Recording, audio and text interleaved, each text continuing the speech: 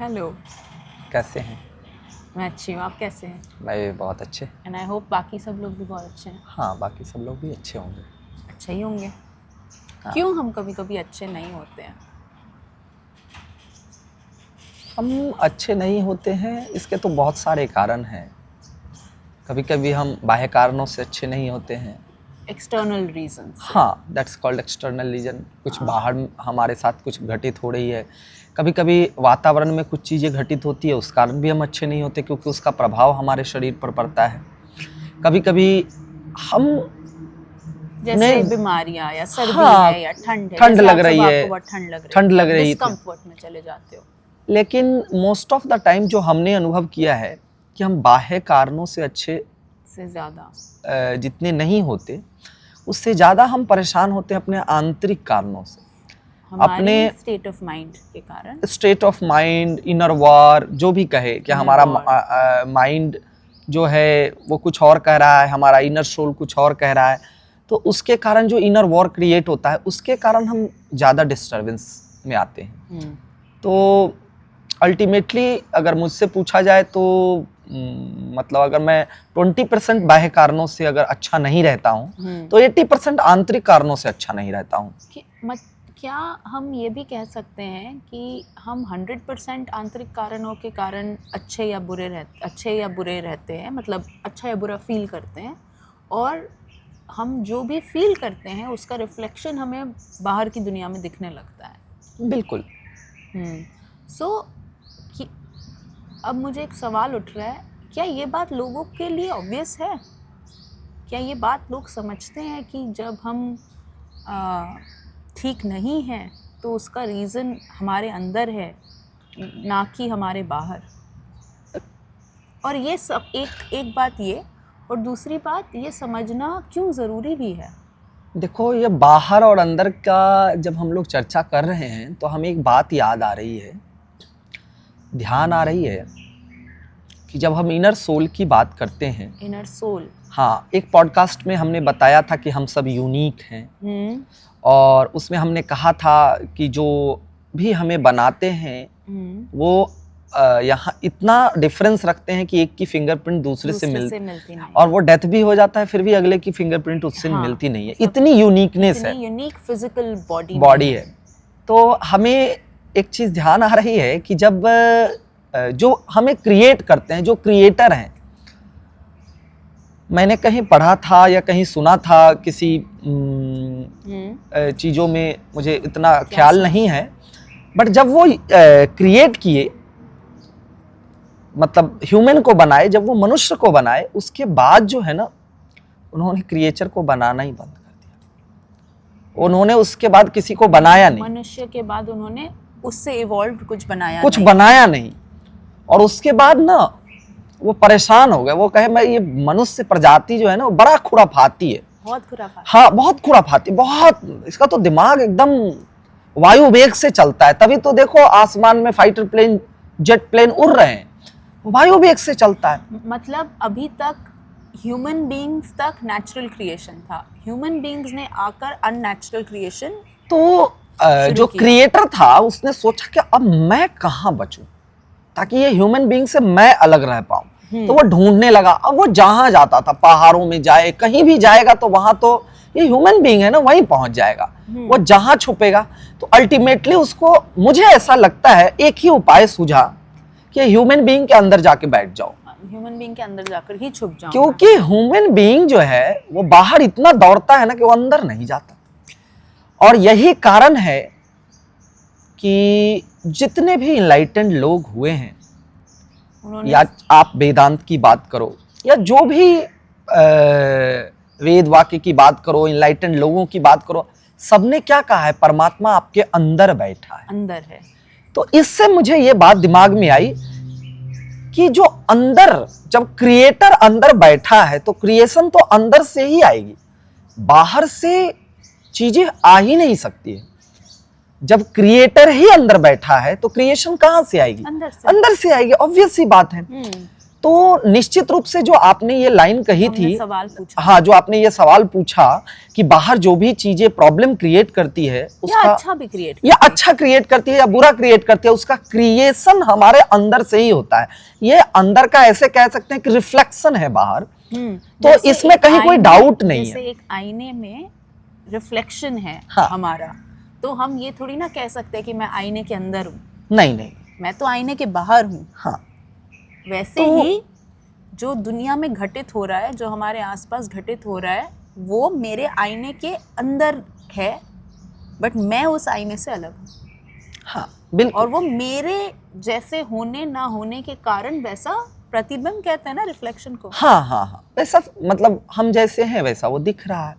जैसे तो है ठीक, वैसा वो दिख रहा है। हाँ, तो ठीक उसी तरीके से हम ये चीज जिस हमें state लगता of है mind में कि हैं, जिस स्टेट ऑफ माइंड में है, हम जैसा सोच रहे हैं, हमारे अंदर जैसी चीजें चल रही है वैसे ही बाहर बाहर चल हमारे रही है। वातावरण में हो, हमारी सोसाइटी में हो, वही चीजें रिफ्लेक्ट हो रही है हमारे साथ। कई बार इसके लिए मैंने ये चीजें अनुभव किया है। बार बार लोग बोलते हैं कि देखो मेरे साथ ये अप्रिय घटना हो रही है, उनके साथ तो नहीं हो रही, अच्छा। मेरे साथ ये चीजें हो गया, औरों के साथ तो नहीं हुई, मेरे साथ कई बार लोग दोषी ठहरा देते, मेरे साथ बुरा हो रहा है। और उस इंसान ने किया बुरा, उसने मेरे, उस इंसान ने किया या किसी ने किया, भगवान ने भी किया, वो डजंट मैटर।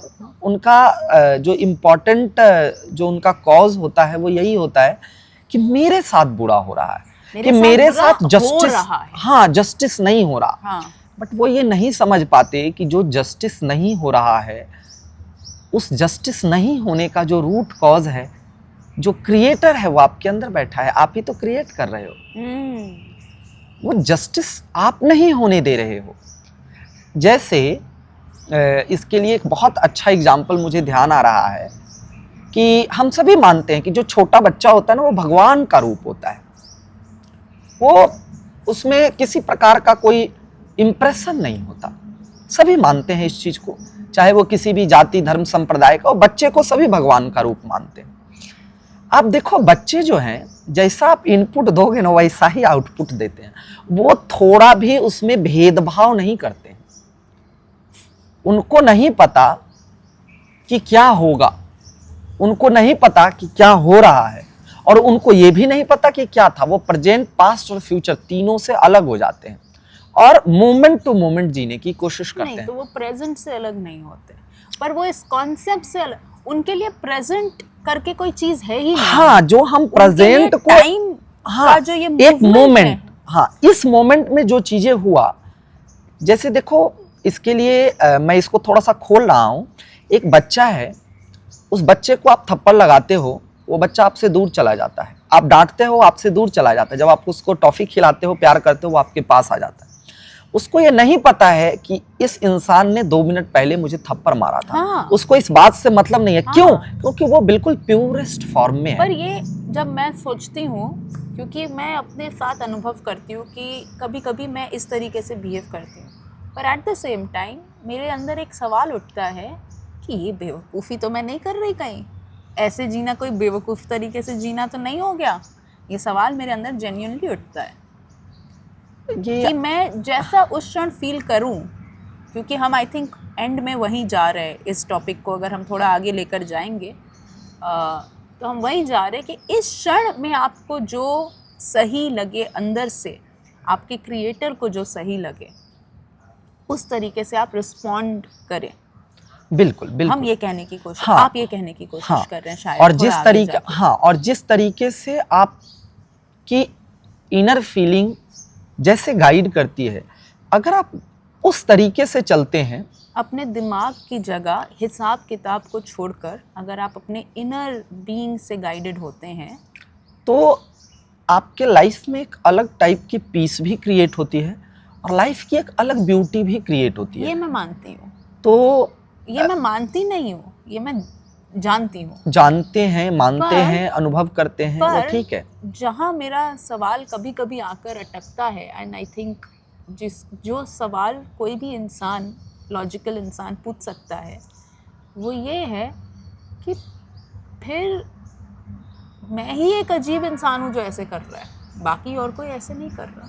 हाँ, बाकी और कोई ऐसे नहीं कर रहा, ये बात आप भी अपने जजमेंट से कह रहे हो। देखो, कोई भी इंसान ऐसा नहीं है जो हर पल माइंड से जीता है। कोई भी इंसान ऐसा नहीं है जो हर पल इनर सोल से जीता है। हम जो है एक बैलेंस बनाने की कोशिश करते हैं। देखो, जब तक गाड़ी का दोनों चक्का बैलेंस्ड होता है तब तक गाड़ी अच्छे से चलती है। एक चक्का का हवा भी निकल जाता है ना, अगर वो पंचर हो जाती है तो गाड़ी अनबैलेंस हो जाता है, वो चल नहीं पाता है। तो ठीक उसी तरीके से अगर आप लॉजिकली बहुत सोच लेते हो या लॉजिकल माइंड से अगर आप ज़्यादा तेज चलने की कोशिश करते हो, तो आप इस चीज़ का शायद जीवन में अनुभव किए होंगे, तो आपको ना एक ठेस लग जाती है। मुझे याद आ रही है कि एक बार आपने बहुत हिसाब किताब करके, शायद आपने ये घटना बताई थी, बहुत हिसाब किताब करके पोल खोलते हो कि आपने जब कुछ रेंट के कुछ पैसे बचा लिए थे और जितने अमाउंट आपने बचाए थे वो किसी दूसरे चीजों में एग्जैक्ट सेम अमाउंट खर्च हो गया था। तो ये कहीं ना कहीं जो आपके हिसाब किताब था उसको छोड़ने का एक इंडिकेशन था। मेरा ये कहने का तो यही था। तो आपने ये घटना बताई थी, मुझे अभी स्मरण हो गया। तो निश्चित रूप से ये आपने इस चीज को देख लिया। ये बहुत इंपॉर्टेंट बात है कि आपके अंदर इतनी जागरूकता थी कि आपने इस चीज को बारीकी से देख लिया और समझा। बाकी मैं अगर हमने वो घटना खोली दी है तो थोड़ी बात भी बताऊं उसके बारे में। वो जितने भी अमाउंट था, दैट इज़ नॉट इम्पॉर्टेंट। उस अमाउंट को बचाया था मैंने बहुत सारे पूर्वाग्रहों के कारण। वो अमाउंट मेरे लिए बड़ा अमाउंट नहीं था, बट वो जिस इंसान से वो अमाउंट मैं बचाना चाहती थी, उस इंसान ने मेरे नाक में दम करके रखा था बहुत सालों से। और उस टाइम मैंने जब उसको बचाया तो मुझे ऐसा लगा कि मैंने उसको किसी ज़िद से बचाया रादर देन किसी रीज़न से, कि जेन्युइनली मेरे पास पैसे ना हो या जेन्युइनली मुझे ज़रूरत हो किसी चीज़ की, वैसे किसी कारण से नहीं बचा, या जेन्युइनली मेरी बात में कोई, या उस क्षण मेरे दिमाग में बात आ गया, ऐसे करके मैंने वो पैसे बचाने की कोशिश नहीं की थी। बात अराउंड 2019-20 की है, शायद 20-21 की, अब याद नहीं है मुझे। पर उसको मैंने बचाया क्योंकि मुझे लगा चलो अब मैं इस इंसान को दिखाऊंगी। कहीं ना कहीं मेरे मन में ये फीलिंग थी उस टाइम पर। ये जो फीलिंग थी उसके वो फिर जीवन ने मुझे दिखा दिया। उस टाइम मेरी गाड़ी ठुक गई और हाँ, जो भी चीज़ें हुआ वो डजेंट मैटर। जो सबसे मैंने समझा है इम्पॉर्टेंट चीज़, जो मैंने उससे शिक्षा ग्रहण किया कि आपने उस चीज़ को देखा, उस चीज़ से लर्निंग लिया। अगर आपने उस चीज़ को देखा ही नहीं होता तो शायद ये घटनाएं आप बार बार कर रहे होते। तो ठीक उसी तरीके से इन जनरल भी जो लोग हैं वो अपने लाइफ में इस तरीके की चीज़ें, कई बार मैं जब सड़क पर चलता रहता हूँ तो ये चीज़ें देखता हूँ कि बहुत मेहनत करके कोई ऑटो चालक, कोई रिक्शे वाला, या कभी कोई जब हम सब्जी खरीदने जाते हैं तो कोई रेडी पर सब्जी वाला, उससे लोग 5 रुपए के लिए जद्दोजहद करते हैं। क्या आप किसी बड़े मॉल में, क्या आप किसी बड़ी दुकान में जाते हो तो 1 रुपए के लिए भी जद्दोजहद कर पाते हो? जितना पैसा अगर 489 रुपीज़ होता है तो आप 489 ही पेमेंट करते हो, और वहाँ पर आप 5 रुपए 10 रुपए बचाने के लिए वो इंसान इतना मेहनत कर रहा है, आप इतनी जद्दोजहद करते हो, बट आप ये चीज़ भूल जाते हो कि आप जो पैसा बचाने की कोशिश कर रहे हो वो एक्चुअली बच नहीं रहा है। ये बस आपको दिखता नहीं है। अब मुझे ऐसा समझ आ रहा है कि हम ऑटोमेटिकली ईगो पर पहुंच गए हैं। तो उसी पे बात करते हैं थोड़ी देर। ईगो क्या है? ईगो क्या है? क्योंकि ईगो को जो जनरल टर्म्स में समझा जाता है वो है, अरे इसको तो बहुत ईगो, उसको छोड़ दो। वो ईगो नहीं है। उसको बहुत ईगो है, उसको छोड़ दो का मतलब हो गया उसमें बहुत एटीट्यूड है। तुम उससे बात करोगे तो वो शायद सीधा, वो अपनी मन मर्जी का करे, शायद हम उसे ईगो बुलाते हैं। एक्चुअली बहुत सारे केसेस में वहाँ ईगो नहीं होता है। इसीलिए वो इंसान उस बच्चे की तरह, बच्चे को आप बुलाओगे, उस बच्चे को आपके पास नहीं आना होगा तो वो आपके पास नहीं आएगा, चाहे आप कुछ भी कर लो। अगर आपको नो बोलना होगा तो मुंह पे नो बोल देगा, पीछे हट जाएगा, और आपने उसको ज़बरदस्ती उठा लिया तो वो ऐसा रोने लगेगा कि आप एकदम घबरा कर उसको नीचे रख दोगे। तो बिल्कुल, अब हम थोड़ी ना उस बच्चे को बोलेंगे इसमें बहुत ईगो है, तो ये तो हम नहीं बोलते हैं। बट जैसे ही एक बड़ा इंसान आपकी मन मर्जी का नहीं करता, आप बोलते हो इसमें ईगो है, वो ईगो नहीं है। नहीं, मैं actually- पहले ईगो की मिसकंसेप्शन को क्लियर हटा रही हूँ, हाँ। ताकि हम असली में ईगो क्या है उसकी चर्चा कर सकें।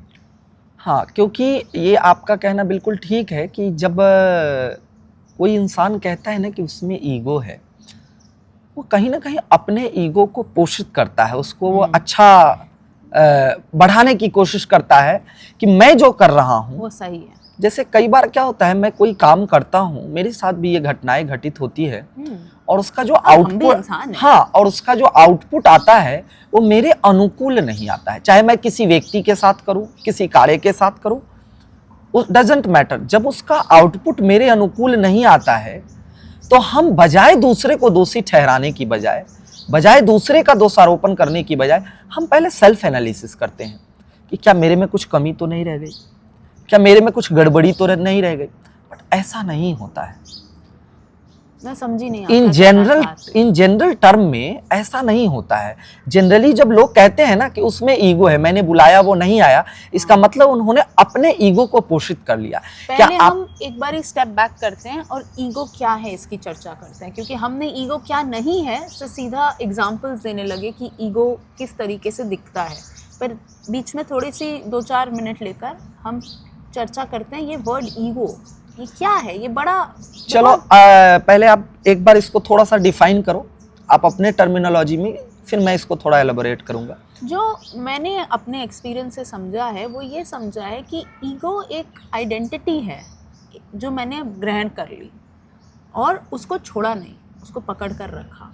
जैसे कि अगर मैंने आज अच्छा खाना बनाया तो मैंने ये आइडेंटिटी ग्रहण कर ली कि मैं तो बहुत अच्छा खाना बनाती हूँ। अब ठीक है, हो सकता है मैं बहुत अच्छा खाना बना सकती हूँ, हो सकता है आपने भी खाया, आपने 10 बार खाया और आपने खाया भी है, मैं एक्चुअली अच्छा खाना बनाती हूँ। देखो एनीवे, तो आपने बोला मैं अच्छा खाना बनाती हूँ, उसने बोला मैं अच्छा खाना बनाती हूँ, उसने बोला, 4 लोगों ने बोला, मैंने भी मान लिया मैं अच्छा खाना बनाती हूँ। और हाँ, हो सकता है मेरे पास वो स्किल्स हैं जिससे खाना अच्छा बन जाता है, पर मैंने इस बात को पकड़ लिया। जैसे ही मैंने इस बात को पकड़ लिया, अब जिस दिन मेरे से अच्छा खाना नहीं बना, एक मेरे अंदर एक माइंड कॉन्सेप्ट है जिसको ठेस लगती है, जो बोलता है मुझसे अच्छा खाना कैसे नहीं बना, आज क्या गड़बड़ हो गया, आज क्या गलत हो गया, आज मैंने क्या गलत कर दिया।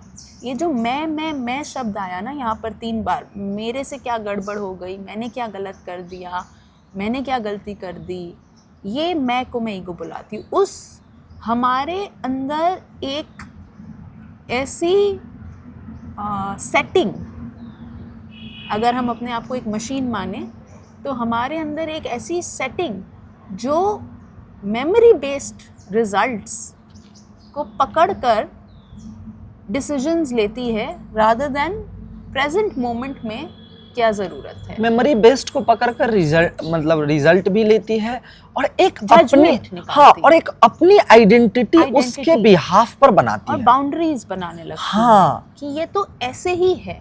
मैं तो आज मुझे अगर एक काम में इंटरेस्ट है तो मुझे आजीवन उस काम में इंटरेस्ट होगा। आज मैंने बचपन में सोच लिया किसी अपनी गरीबी को देखकर कि मुझे अमीर बनना बहुत ज़रूरी है, तो आजीवन मैंने उस बात को छोड़ा नहीं। जब मैंने देखा भी कि अमीर बनने के चक्कर में मेरी तबीयत पर क्या असर पड़ रहा है, पागलों की तरह मैं बस काम किए जा रही हूँ, मैंने 1 सेकंड पीछे होकर देखा भी नहीं कि क्या मुझे इतने पैसे कमाने की ज़रूरत भी है। मैंने अपनी बुद्धि, मैंने अपनी एबिलिटी टू जज द नाउ को जब छोड़ दिया, तब मैं ईगो में। इसकी और अच्छी डेफिनेशंस हो सकती है, इसको और अच्छे से देखो, मैं डेफिनेशन नहीं कर सकता। देखो, डेफिनेशन में तो एक अच्छे साइकोलॉजिस्ट इसकी अच्छी डेफिनेशन देंगे। हाँ। वो जब मैं साइकोलॉजी की कुछ चीज़ें जब मैं मास्टर्स कर रहा था तो पढ़ा था, तो उसमें इड, ईगो, सुपर ईगो, ये सब चीज़ें मैं उसमें नहीं जाना चाहता। जो अभी चीज़ें आपने बताया, मैं इसी को थोड़ा सा खोलने की कोशिश करता हूँ। जैसे आपने एक एग्जाम्पल दिया खाना का, आपने खाना बनाया और हमने खाना खाया। इसमें पता है खेल तो एक ही चीज का है, टेस्ट का। हाँ। अब देखो, ये सभी लोगों को पता है, जो लोग सुन रहे हैं, या हमें भी पता है, आपको भी पता है कि हर इंसान का टेस्ट अलग अलग होता है ना। और जो व्यक्ति खाना बनाता है वो कितना भी बायस्ड ना हो, लेकिन उसका जो अपना टेस्ट है वो थोड़ा सा उस खाने में जरूर डोमिनेट करता है ना। इस चीज से हम सभी राजी हैं। तो आप जो खाना बना रहे हो उस खाने का टेस्ट आपके अकॉर्डिंग जरूर होगा, और अगर वही टेस्ट अगर हमें भी अच्छा लगता है तो हमें वो खाना अच्छा लगेगा। अगर जो आपने खाना बनाया उसका टेस्ट कितना भी बढ़िया है, अगर वो टेस्ट हमें पसंद नहीं है तो वो खाना हमें अच्छा नहीं लगेगा। तो देखो, ये जो खाने की अच्छाई और बुराई है ये बदल जाएगी। एक ही खाना को अगर 10 लोगों को खिलाएंगे तो किसी के लिए अच्छा होगा, किसी के लिए बुरा होगा। जो स्पाइसी खाता होगा वो कहेगा यार मजा नहीं आ रहा खाने में, अगर ये स्पाइसी नहीं है। और जो स्पाइसी नहीं खाता होगा वो कहेगा यार कितना सुंदर खाना है। तो हम किसी एक आइडेंटिटी से इसको बांध नहीं सकते इन चीजों को। जिस तरीके से, अब इसको थोड़ा हम ईगो को और खोल देते हैं, जिस तरीके से खाना है, खाने में बहुत सारी वैरायटी है ना, बहुत सारी वैरायटी है। मीठा है, तीखा है, फ्रूट्स है, ये है, वो है। एक ही खाने की तो कितनी वैरायटीज हैं। अगर हम एक फंक्शन में ही जाते हैं तो 50 वैरायटी के खाने होते हैं। क्या हम सारे खाने खा लेते हैं? क्या नहीं खाते। बट पता है कुछ लोग मुझे हंसी आ रही है, और टेस्ट करने के बहाने सबको डस्टबिन में डाल देते हैं। कुछ लोग ऐसे भी करते हैं यार, हमारा पेट, हाँ मतलब पेट में डाल देते हैं, वो डस्टबिन ही मानते, बस फेंकते रहते हैं। लेकिन थोड़े से भी अगर कोई अवेयर लोग हैं तो अपनी आवश्यकता अनुसार और अपने टेस्ट के अनुसार भोजन ग्रहण करते हैं और फिर बाकी को छोड़ देते हैं। ठीक इसी तरीके से हमें जीवन में इस चीज को समझना बहुत जरूरी है। और ईगो क्या है? ईगो जो है ना, वो एक बाउंड्री क्रिएट करता है हमारे अपने पूर्वाग्रहों से, और हमारी आइडेंटिटी बनाता है। अरे हम तो मास्टर हैं, हम कैसे बच्चों के सामने खड़े होकर के कोल्ड ड्रिंक पी सकते हैं? हमारा भी व्यक्तिगत जीवन है ना। लेकिन ये एक आइडेंटिटी क्रिएट हो गया। अरे हम तो डॉक्टर हैं, हम कैसे पेशेंट के बीच में खड़े होकर के कुछ छोले भटूरे खा सकते हैं? मेरा भी व्यक्तिगत जीवन है। लेकिन ये जो आइडेंटिटी लोग क्रिएट करते हैं, वो आइडेंटिटी हम अपने दिमाग में बनाते हैं। वो हमारा जो माइंड है वही क्रिएट करता है। ये मैंने एग्जाम्पल दिया, कोई जरूरी नहीं है एग्जाम्पल सेट हो, मैंने जस्ट लाइक एग्जाम्पल दिया। तो आपकी जो आइडेंटिटी है वो आपको आगे बढ़ने से रोकती है। और वो उसी को स्पेशली, मतलब ईगो शब्द कहो या अहम शब्द कहो, आइडेंटिटी, हाँ, जो आपकी आइडेंटिटी है। और वो आइडेंटिटी कैसी आइडेंटिटी है? वो आपके पूर्वाग्रहों के द्वारा आपने क्रिएट, जैसे मैंने आइडेंटिटी बना, हाँ, जैसे मैंने आइडेंटिटी बना लिया कि मैं योगा टीचर हूं, मैं तो कभी बीमार नहीं पड़ सकता।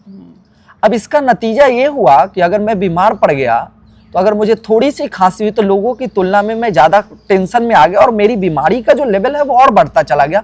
क्यों? क्योंकि मैंने तो बना रखा है कि मैं योगा टीचर हूँ, बीमार नहीं पड़ सकता। मौसम है, अगर मैं ठंड में घूमूंगा तो मुझे भी ठंड लगेगी। देखिए, ये सारे एग्जांपल्स हैं। मैं चाहती हूँ हम थोड़ा सा ईगो क्या है उसके बारे में थोड़ा और समझाएं, क्योंकि अब ये देखो, चिड़ियों की चहचहाहट हो रही है। अब ये कितना सुंदर आवाज कर रही है। हमारा अगर ईगो यहाँ पर बाधा बने तो हमारे पॉडकास्ट की रिकॉर्डिंग में वो बाधा बन सकती है।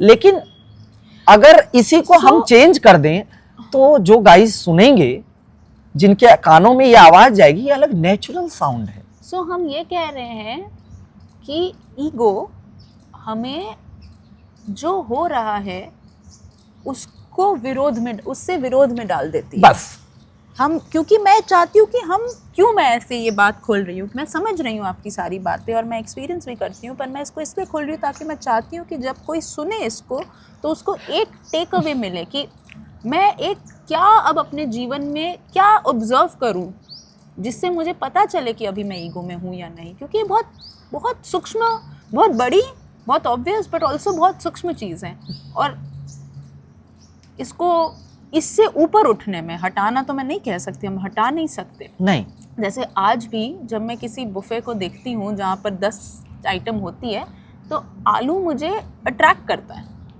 मैं इस फीलिंग को नहीं हटा सकती, पर मैं ये फीलिंग में पहुँच सकती हूँ कि अच्छा वो तो मेरा आदत है, ईगो है, या जो भी है, वो वर्ड हमेशा यूज़ करना ज़रूरी नहीं है। मैं नहीं। इस पहचान में रह सकती हूँ कि हाँ ये तो होगा ही, पर और क्या है, चलो थोड़ा देखते हैं। या आज भी बहुत सारी चीज़ें ऐसे देखो, होती है, right? ईगो, So, हम क्या टेक अवे दे सकते हैं ईगो को समझने के लिए मुझे लगता है कि ये जो हमारा पॉडकास्ट है, इसके साथ साथ अगर लोग, हमारा एक पॉडकास्ट है एक्सेप्टेंस वाला, अगर वो एक्सेप्टेंस वाला पॉडकास्ट सुन लेंगे तो वो अच्छे से ईगो को समझ लेंगे कि ईगो क्या है। वो ईगो वर्ड को समझे ना समझे, ईगो को से ऊपर उठने में उनको काफी मदद हेल्प आ मिलेगी। जाएगी। हमें देखो, डेफिनेशन से अगर समझना हो तो हम कहीं से पढ़ करके कोई book use कर इस सकते हैं। ने ये डेफिनेशन दिया, इसने ये डेफिनेशन, हमारा उसमें मेन हम घूम पर्पस, जाएं। हाँ, हमारा मेन पर्पस क्या है कि आप जिस दलदल में फंसे हो उससे बाहर हम निकाल निकल जाएं।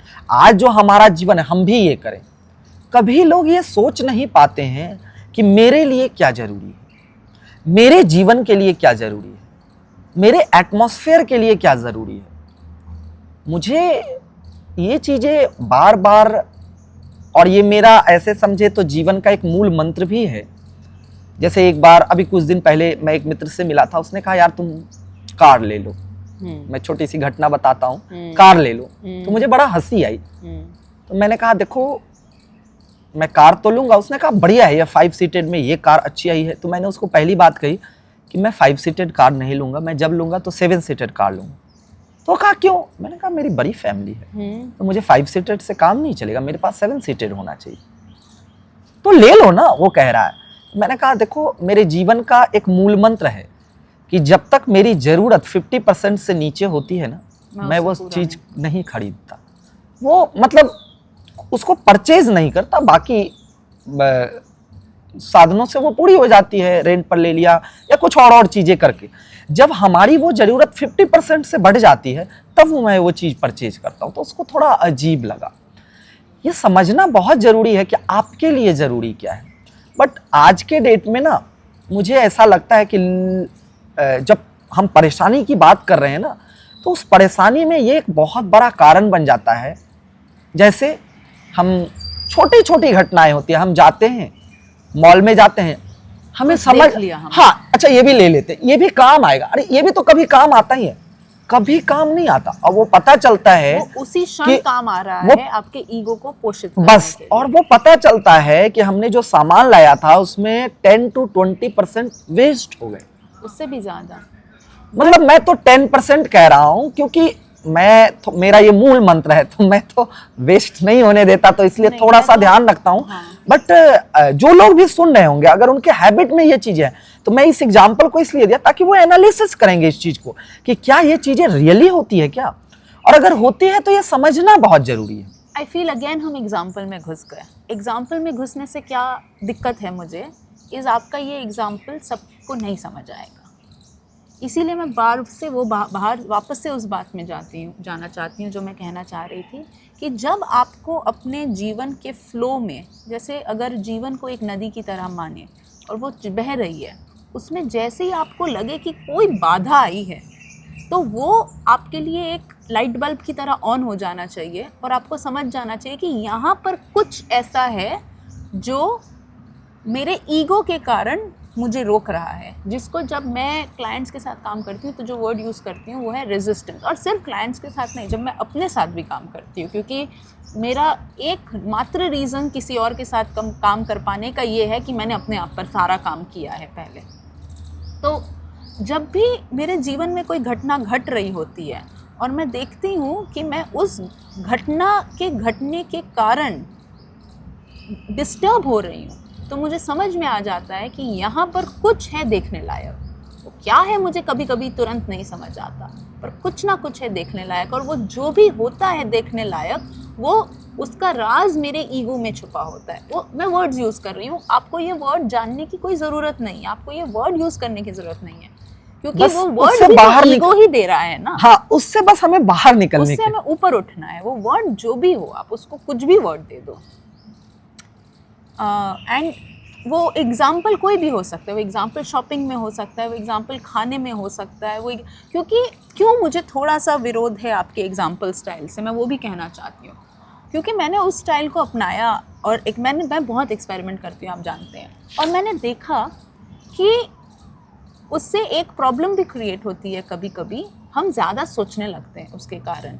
अब हमें इसका भी ख्याल रखना है, उस बात का भी ख्याल रखना है, क्योंकि मैंने देखा है कि लोग एक जैसे डॉक्टर के पास जाते हैं और एक पर्ची मिलती है ना, प्रिस्क्रिप्शन मिलती है, लोग अपना जीवन फिर उस प्रिस्क्रिप्शन में जीने लगते हैं कि अच्छा शॉपिंग करते टाइम मुझे ये ख्याल रखना है कि मैं ओवर शॉपिंग ना करूँ, खाते टाइम मुझे ये ख्याल रखना है कि मैं ओवर ना खाऊं।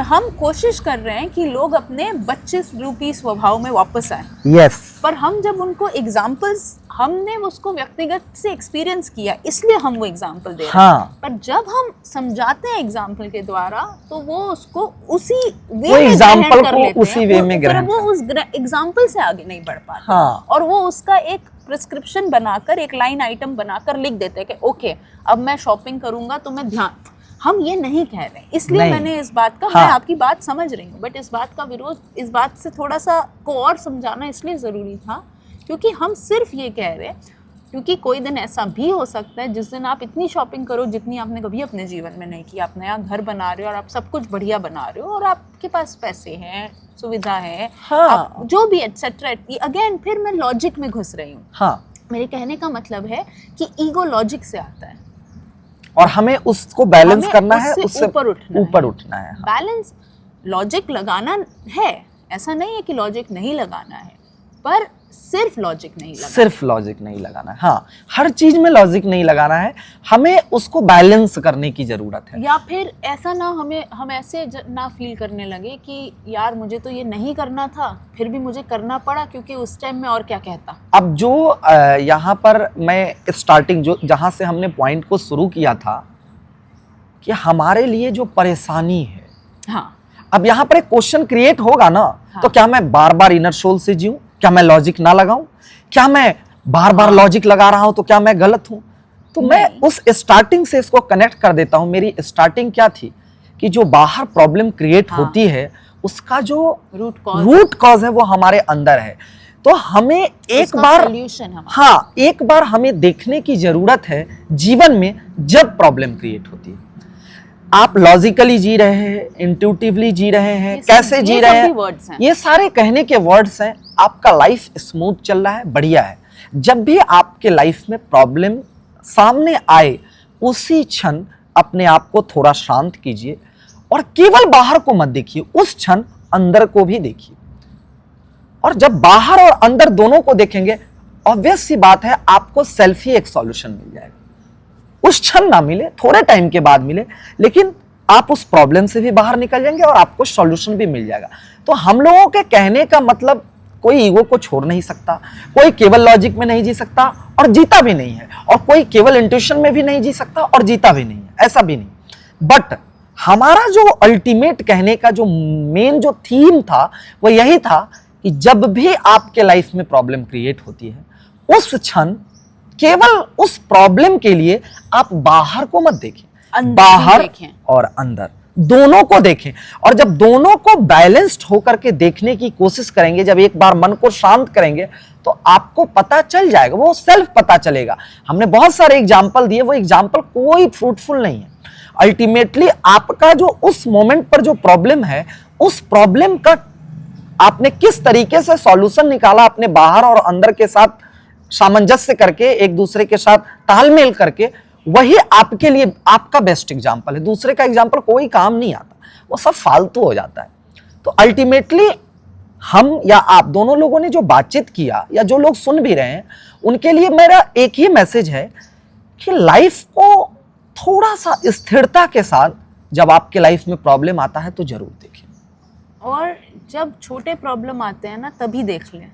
हाँ, वरना वो देखो, बड़े प्रॉब्लम है, चाहे वो छोटा हो चाहे वो बड़ा हो, वो तो कोई भी है प्रॉब्लम। तो सावधानी मैं जनहित में जारी करना बहुत सुंदर।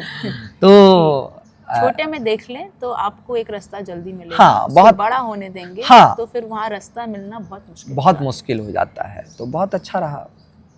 ठीक है, okay, take it easy, bye bye.